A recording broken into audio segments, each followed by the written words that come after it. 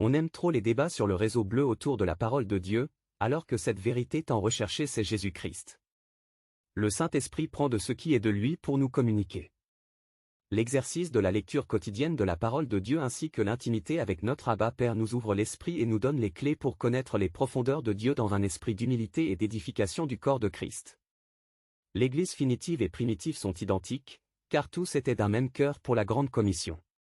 Donc les protocoles sacerdotaux dépendent des temps et circonstances, exemple palpable, si c'était le temps de rester s'édifier dans les bâtiments à travers les rites chrétiens, les femmes restaient en retrait pour appuyer le ministère commun, homme égale chef, femme égale aide de l'homme, mais quand le temps de se lever comme une grande armée pour aller accomplir la grande commission jusqu'aux extrémités de la terre est arrivé, les rôles sont redistribués pour donner plus d'honneur aux membres qui n'en avaient pas. Ainsi le rôle de la femme est revu en telle enseigne qu'elle peut prendre la parole en public pour évangéliser une foule, faire le suivi des âmes et en même temps continuer à aider l'homme dans les tâches qu'il ne maîtrise pas.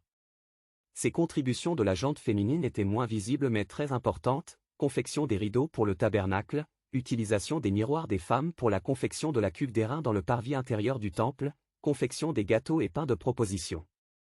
Dans l'Église primitive l'exemple donné par Paul des rôles essentiels des femmes était l'éducation des jeunes filles pour bien tenir leur foyer ainsi que la compréhension des certaines vérités bibliques à travers les groupes de prière et d'exhortation dirigés par les femmes elles-mêmes. Mais il faut retenir qu'il n'y a pas de ministère d'homme ou de ministère de femme car en Christ nous sommes tous un et même esprit. Dieu peut utiliser qui, homme ou femme, il veut pour accomplir sa volonté. Qui sommes-nous pour limiter Dieu alors que lui-même n'est pas limité? Attendons impatiemment le jour où nos connaissances de Dieu seront au paroxysme quand nous revêtirons le corps parfait et incorruptible, corps céleste. Certaines révélations ne sont pas toutes consignées dans la Bible, nous avons reçu selon nos mesures de foi et grâce, libre à Dieu qui est souverain de nous faire avancer en eau profonde selon son bon plaisir. Je suis un peu long dans cet écrit mais bonne méditation dans un esprit d'amour et d'édification du corps de Christ. THB